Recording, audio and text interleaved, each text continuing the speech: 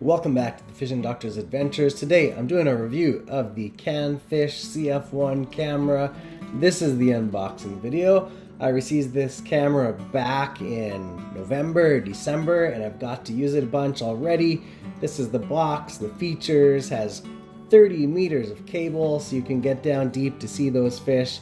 Here's all the specifications. I put it on nice and slow so you can read all of them later, just in case you want to know. And here's some of the highlights. This box comes in a nice little fashion, has a little bit of an instruction manual with some QR codes so you can figure out what you need. It comes with an app that you'll have to download online, and this is the little camera device. It comes with a weight for balancing it and hanging it different ways in the water. It has a nice cover for the screen, and you can take it out. Here's the main body of the camera. You'll need this. It's the recording device, it's the power device. It has your SD card, your on-off switch, your battery connection for your phone, or your connection for your phone. Here it is. When you open up on the side, you'll see the SD card comes with a 16 gigabyte card, and there it is right there. And here are the cables that attach your phone or device. It has some for a Samsung or Android device, and then another cable for an iPhone type device. Here's the 30 meters of cable. I've taken off the protective wrapping already off this package. I'm going to pull it all out of the package here and show you how to put it together. You'll need to pull out your camera, look at the end of the device, and this is how you'll know which end of the cable to attach. It's this one with this little piece of plastic and a hinge right above the cable. So when you see this, you'll know which side to grab. So grab that, line up those openings, and you'll screw it on after you push the device completely into the camera. And then you can turn it and get a good seal on that. There's an O-ring in here so you don't have any water leakage. If that breaks, there's another one that comes in with the package. Screw it on nice and tight, and then you know you'll have a good seal for getting down in the water. Next, you got to attach the other end to the main body. So grab that other end, line it up, do the same thing again, push it in all the way, and then screw the fitting all the way, and then pull out your cable if you want to have your device attached right to the power pack. It does have a Wi-Fi signal, but I find it works much better when you attach the cable to your device. Once you've got your phone all connected to your device and the power turned on, go to your Chasing Go-To app, and you can pull it up, open it up, and hit the device that you've purchased. Mine's the CanFish CF1, or the middle one in this app. I just hit that. It tells you if the connection is successful or not, and if there's an error message, you'll have to reconnect it or turn it on and off. Sometimes the unit just has to boot up, so you have to give it time, otherwise the screen won't pop up. Hit this one, and it'll open up your window with the actual live video. You'll see it moves, right? And then you can turn your camera and it'll flip horizontally automatically. And once you're all set up, there's this little button down here. If you want the IR on, you just click that and it goes into the IR light mode. Depending on your situation and lighting and how much junk is in the water, this might help you out in low light situations. You can turn it off just by hitting it again, and it'll readjust the white balance. You'll notice the camera's a little bit, I would say, maybe redder than usual. This gives you a better coloration down under the water, as you'll lose red light. Most cameras have a red filter on them for underwater video anyways. So it might not look perfect above water, but down below looks really good. To turn the video on, you just hit this little red button, and it'll tell you that the device is recording. And you can leave this on, and it'll keep recording for you until you stop it, basically. The device does need a linked up device to tell it what to do, to record, to stop. Otherwise, you won't be able to run this device. So you do need a phone.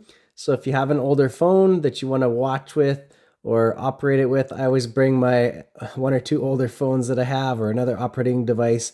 Download the app before when you're in a Wi-Fi area, and then you can use it with the device afterwards when you're out fishing. Okay, now let's go down under. I'll show you how this thing works under the water. I'm gonna put it down the hole now. It's actually a pretty impressive little image I've got going here. I'll show you some video from it, but hopefully, well, the light is still good. I'm gonna get my jigging rod down there and we'll see if I can capture some fish coming through on this camera, because actually it's pretty sweet. Nice color, nice picture. I'm gonna take you through some underwater shots, varying depths, anywhere from 3 feet deep all the way down to 40 feet of water with varying light levels and water clarities, and you're gonna see what it looks like in the next 5 to 10 minutes, where I fish through a various amount of lakes to give you what this camera can actually do under the water. Here we are in about 6 feet of water in a fairly clear mountain lake. You can see the rainbow trout really well, and you can see off far into the distance. This lake had a pretty good ice covering and snow covering as well, so light penetration wasn't great, but you can see that we're getting a nice clear shot. There's tons of little Daphne in the water, those little red bugs, which you can also see pretty well. This next shot, I'm moving to a different lake where the water is even more clear, a mountain lake, very little bugs in the water or algae, so you're getting a really clear shot. The light level was great this year. There was even less snowpack on this lake, so you're getting better light penetration and a great picture off this camera. The coloration is beautiful. Look at the color on these rainbows as they're coming by. That's a Pennask strain rainbow or a Kamloops rainbow. This lake is stocked with a few different types of rainbows, and it has some naturals as well, so you get this beautiful picture. I drilled the hole for the camera about 4 to 5 feet away from my hole where I'm going to be setting my lure down, and you can see this distance. You can see that 7mm tungsten jig really well. It's tipped with a piece of mealworm, and it has a little bit of marabou skirt on it, so in total length that thing is only about 1 inch long, and you have these trout coming through, and you can see them great on this camera. It's really nice to be able to watch the fish as you're fishing, and I usually just use a little device like an old phone, which I hook up to this CanFish CF1 camera, and then I can watch this in live time and see what's happening down there, which really helps on days that are slow, because you can see these fish are not really even biting the hook. They're coming around, but they're not being very aggressive. This is just a beautiful shot. 2 huge rainbow trout come through, and one comes and bites the camera. That's pretty sweet to see when you're out there fishing, and this camera allows you to be able to do that and capture pictures, and you can save it to an SD card so you can download it and watch it later, edit it and add it to your films. Here I've moved to a different lake. I'm in about 6 to 7 feet of water.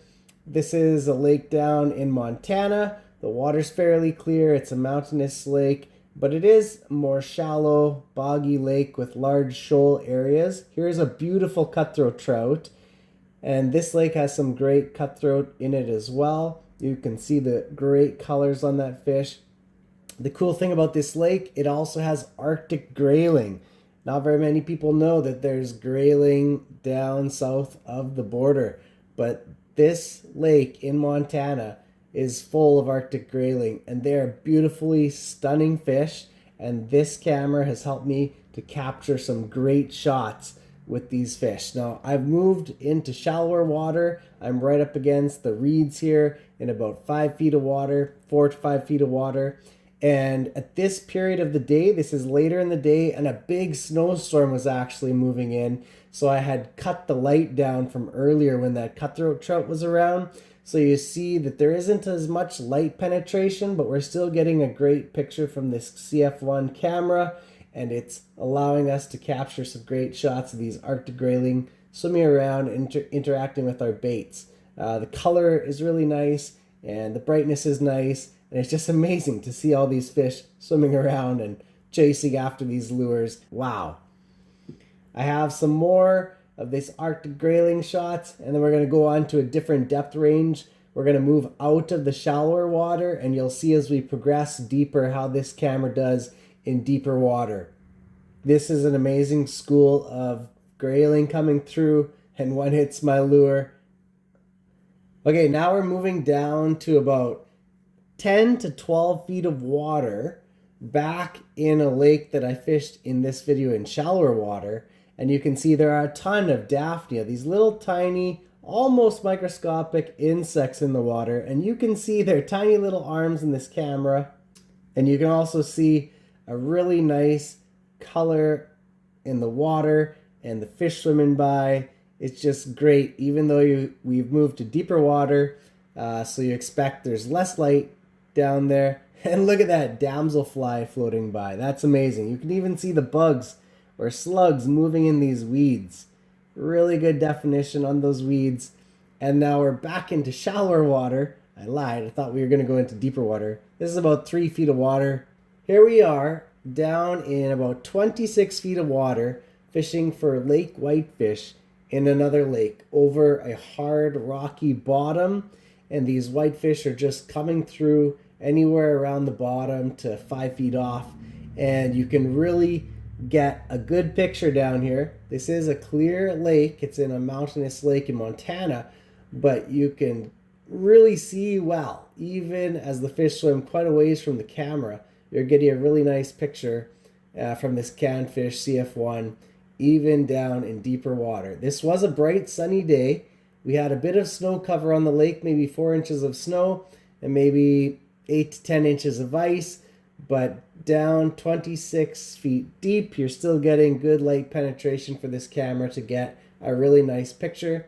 And you can see my spoon there that I'm using really well, about 4 feet away from the camera line. And these whitefish don't seem to be too scared of this camera swinging around much. They keep on going about their business. This is now moving to 17 feet deep, 17 to 20 feet deep. You can see there's a tree actually leaning over there on the bottom. And this rainbow trout comes through really aggressively. I didn't want to set the hook because it was so aggressive. It just kept eating my hooks. It really wanted them. And even after it couldn't get one of them, it went down to the lower one to try to eat that one. And you're just getting a really good picture of this fish down at about 18 feet of water. Here we go. This is an impressive part. This is down 40 feet deep. So this is a pretty bright sunny day. The ice had just formed and it was crystal clear black ice. So the light penetration was great. But seriously, this camera was down 40 feet deep. So you're seeing these suckers, you're seeing these perch, you're seeing kokanee come through, and look at the spectacular color on these perch. It's just amazing how vivid this perch is. I think this is one of the best underwater shots I've ever got, and it's on this CanFish CF1 camera. Look how beautiful that perch is, and look at that detail you can see. This is a tungsten jig with a piece of shrimp, and I actually had to work it with this perch. I think if I wasn't watching the camera, I may have not actually caught this perch, because look at how he just bumps it, and eventually he just grabs it lightly, and I didn't pull. I let it go, and I could see he didn't have the hook yet. I let it go, and then I saw him inhale it, and that's when I set the hook. Here you go. You have some suckers and a kokanee swimming by behind them. With my jig, not all fish are always into the jig. But down there at 40 feet, here comes another kokanee, and this one's a little bit more aggressive, and he will hit this bait and eat it, and there it goes. Okay, now I wanted you to see this. This is low light in Alberta, so a little bit different water quality than the mountainous lakes, but this is quite deep. The sun had already set, and it was about 24 feet deep.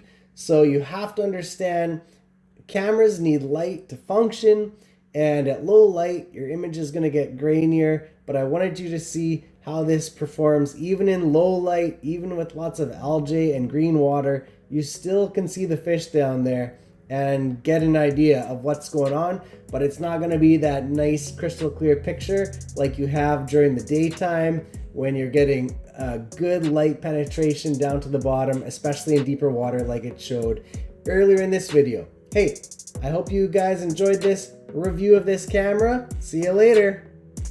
Thanks for watching to the end, guys. If you want one of these cameras for yourself, go to this description, check out the links. There's a 15% discount code there and tell me, do you want to see more videos like this? Do you want to see underwater videos? Do you want to see product demonstration videos and how-tos for fishing? Tell me in the comments below.